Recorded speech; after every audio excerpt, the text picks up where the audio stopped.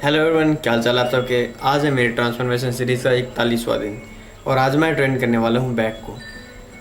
वैसे तो बैक के अंदर हम यूट्यूब के ऊपर बहुत सारी एक्सरसाइजेज देख सकते हैं कि हम बहुत सारे जो टैग्स हैं या जो लाइंस हैं हम उस पर यूज़ करके सर्च कर सकते हैं।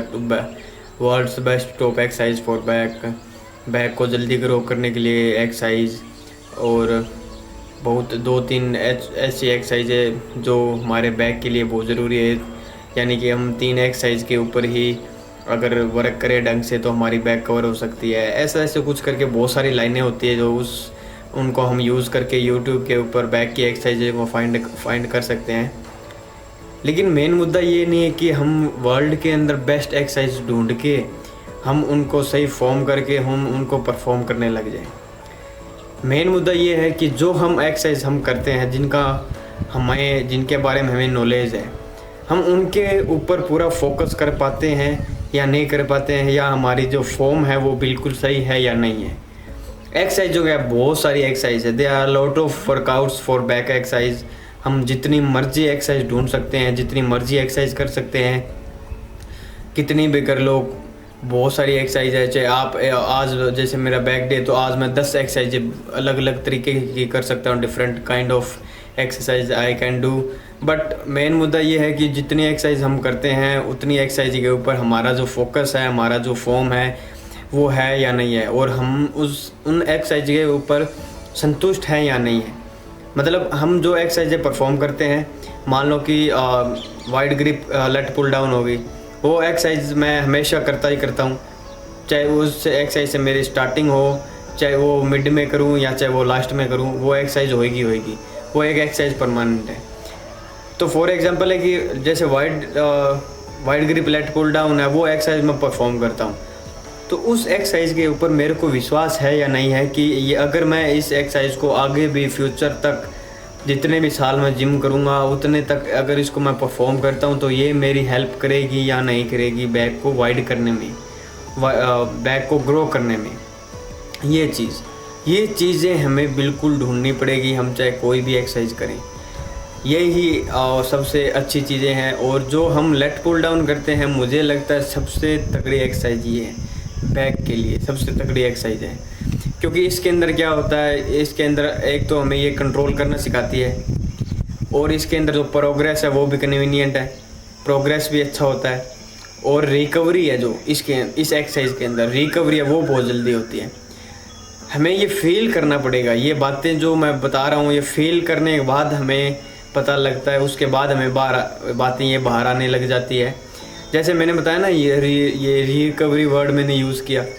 रिकवरी का मतलब कि हमने जैसे पहला सेट इसका परफॉर्म किया है 50 kg के साथ, दूसरा हम इसको एक स्टैक बता के इसको करेंगे 55 kg पे।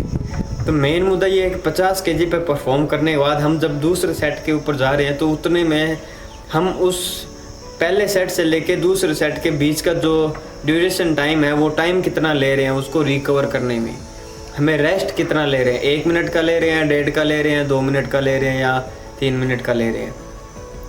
अगर हम 1 मिनट का रेस्ट ले रहे हैं और उसके बाद में हमें ये फील होता है, अगर उसके बाद हमें ये फील होता है कि हाँ 1 मिनट के बाद हमारा जो बैक का दूसरा सेट है वो हम लगाने के लिए बिल्कुल तैयार हैं और हम उसको लगा सकते हैं, यानी हमारा जो पेन है या हमारी जो स्ट्रेंथ है वो रिकवर हो, हमारी बैक है मान लो रिकवर हो चुकी है 1 मिनट के अंदर, तो हम दूसरे सेट के लिए बिल्कुल तैयार हैं। ये चीज़ wide grip lat pull down के अंदर मेरे को हमेशा महसूस होती है। 1 मिनट के अंदर हमारा जो मसला वो रिकवर हो जाता है, 1 मिनट के बाद हम दूसरे सेट पे जा सकते हैं।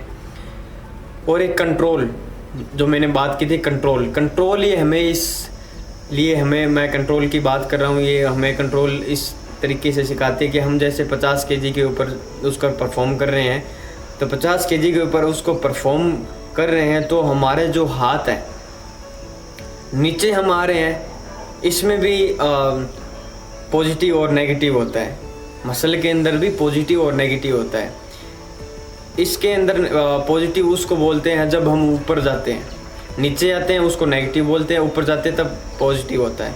रॉन्ग है ना, ये गलत सिस्टम है। नहीं, गलत नहीं है, ये बिल्कुल सही है। क्योंकि जब हम नीचे आते हैं, नीचे आते तो हमारा पूरा स्ट्रेंथ, हमारी पूरी जान लग जाती है उसके अंदर। लेकिन जब वापस ऊपर जाएगा उसके बाद में हमें पता चलेगा हमारे हाथों में कंट्रोल कितना है। हम जो 50 केजी के स्टैक्स डाले हुए हैं वो हमें कंट्रोल कर रही है या हम उनको कंट्रोल कर रहे हैं। ये है स्ट्रेंथ के ऊपर। यहाँ से हम कंट्रोल करना सीख जाते हैं। अगर 50 केजी पे आप कन्वीनियंट नहीं हो तो आप 45 पे जाओ, 45 पे नहीं हो तो 40 पे जाओ, 40 पे नहीं हो तो आप 35 केजी पे जाओ।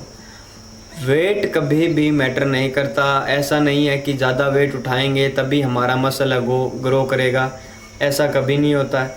हमें हमेशा ही कन्वीनियंट होना चाहिए।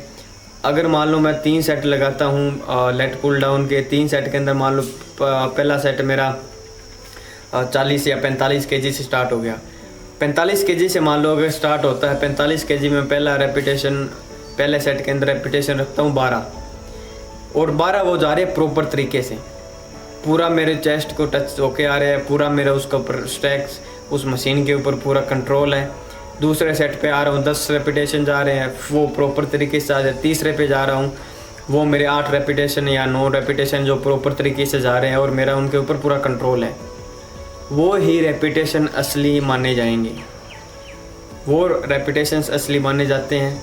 चाहे आप कम वेट में करो कोई बात नहीं है, स्ट्रेंथ धीरे धीरे बढ़ जाती है। ऐसा नहीं एक दिन में कोई भी पहलवान नहीं बनता है, एक दिन में कोई भी ऐसा नहीं होता कि जितनी सारी स्टैक्स डाल लेता है, 100 केजी की स्टैक्स है तो 100 का 100 ही वो उठा लेगा, नहीं होता। धीरे धीरे जाओ, धीरे धीरे वेट बढ़ाओ। अगर आप तीनों सेट में कन्वीनियंट हो रहे हो तो नेक्स्ट टाइम आप वेट बढ़ाने की सोचो। और जब तक अगर आप उस कन्वीनियंट नहीं हो, उस वेट के साथ प्रॉपर नहीं हो रहा, तब तक उसी वेट पे रिपीट करते रहो, करते रहो, करते रहो। कोई दिक्कत नहीं है। एक दिन ऐसा आएगा जिस दिन वो जिस वेट से आप स्टार्ट कर रहे हो ना, वो वेट आपको हल्का लगने लग जाएगा, क्योंकि हमारा मसल है वो उसके यूज टू हो चुका होगा और हमारे में वो स्ट्रेंथ है वो बन चुकी होगी। इसीलिए हमेशा ही हमें वेट के बजाय फॉर्म के ऊपर ध्यान देना चाहिए। और ये ध्यान देना चाहिए हम जितना वज़न उठा रहे हैं वो हम उठाने में सक्षम है या नहीं है, अपने बल पे उठा रहे हैं या नहीं उठा रहे हैं। स्पोर्ट भी ले सकते हैं, ऐसा मैं स्पोर्ट को भी डिनाई नहीं करता क्योंकि मैं खुद लेता हूँ। तो स्पोर्ट हमेशा ही लास्ट में जाके लो, लास्ट में 1-2 रेपिटेशन या 3-4 रेपिटेशन अगर रहते हैं तो उसके अंदर हमें हमेशा स्पोर्ट लेनी चाहिए, ले सकते हैं। लेकिन मेन मुद्दा ये मैं बिगनर्स को बोल रहा हूँ, इंटरमीडिएट भी, मैं भी इंटरमीडिएट हूँ तो उनके लिए भी है, मेरे लिए भी है और बिगनर के लिए भी है कि हमेशा ही आप दूसरों को देख के वेट बढ़ाने की तरफ मत भागो। अपना देखो, अपने को खुद को देखो, अपनी स्ट्रेंथ देखो, अपनी फॉर्म देखो, अपना सब कुछ चेक करो, उसके बाद वेट बढ़ाने की तरफ भागो। अगर जब तक हम खुद 2 सेट या तीसरा सेट अपने खुद से परफॉर्म नहीं कर सकते, स्पोर्ट लेके सारे रेपिटेशन कर रहे हैं, 1-2 अपने से कर लिया, फिर लास्ट वाले में 5, 6, 7 वाला करवा रहा है, तो वो मुझे गलत लगता है। मैं ये गलत लगता है, मैंने पिछली वीडियो में स्पोर्ट के बारे में बातें की है। मैं आज इसलिए ये बातें बोल रहा हूँ क्योंकि मैंने जैसे बताता रहता हूँ कि मैं आजकल चीज़ों को सीख रहा हूँ वीडियोस के माध्यम से, या कोई कहीं पे पढ़ लिया या कहीं से किसी से सुन लिया। उसकी वजह से आज मैंने कल मैंने कहीं पे सुना था वीडियोस में, उसकी वजह से मैं ये इन चीज़ों के बारे में बात कर रहा हूँ। मुझे भी आज ही पता चला, मतलब कल पता चला वीडियो देखने के बाद, इसलिए मैंने आपके साथ ये बातें शेयर करी है। और जैसे जैसे मुझे धीरे धीरे नॉलेज होता जाएगा और वैसे वैसे मैं आपके साथ बातें शेयर करता जाऊंगा और मैं भी सीखता जाऊंगा। और ये जो बातें बहुत ज़्यादा ज़रूरी है, ये मैंने आज सीखी है तो आपको भी सिखाई है। आप मेरे माध्यम से सीखते रहो और मैं दूसरों के माध्यम से सीख के आपको सिखाता रहूँगा। बस जुड़े रहिए मेरे साथ, जहाँ तक हम जा पाते हैं वहाँ तक जाएंगे, जहाँ तक हम अपनी बॉडी को डेवलप कर पाते हैं, अपनी स्ट्रेंथ को, अपने मसल्स को बड़ा कर पाते हैं, हम जाएंगे, करेंगे, कोशिश करेंगे, छोड़ेंगे नहीं, रहेंगे, इसके साथ जुड़े रहेंगे। तो ये बस कुछ बातें थी जो आपके साथ मैं शेयर करना चाहता था बैक के रिलेटेड। बस इतनी बातें आज के लिए, इसी को ख़त्म करके हम चलते हैं जिम की तरफ बैक को ट्रेन करने के लिए।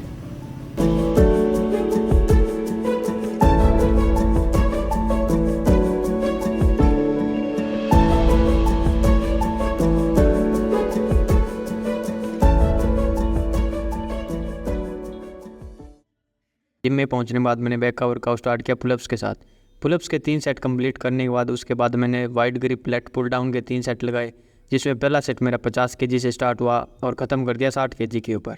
इनको कंप्लीट करने के बाद अगली एक्सरसाइज मैंने परफॉर्म करी सीटेड केबल रो, जिसमें पहला सेट मेरा 70 kg से स्टार्ट हुआ और ख़त्म कर दिया 95 kg के ऊपर। इनको कंप्लीट करने के बाद अगली एक्सरसाइज मैंने स्टार्ट करी क्लोज ग्रिप टी बार से, जिसमें पहला सेट मेरा 45 kg से स्टार्ट हुआ और ख़त्म कर दिया 55 kg के ऊपर। इन तीनों को कंप्लीट करने के बाद लास्ट एक्सरसाइज मैंने स्टार्ट करी सिंगल डंबल रो, जिसमें मैंने 3 सेट परफॉर्म किए। पहला सेट मेरा 20 kg से स्टार्ट हुआ और ख़त्म कर दिया 30 kg के ऊपर। ये सारे सेट कंप्लीट करने के बाद लास्ट में पोजिंग करी और बैक को फ्लेक्स किया। इसी के साथ सारा दिन और वर्कआउट हो गया ख़त्म। मिलते हैं अगले दिन।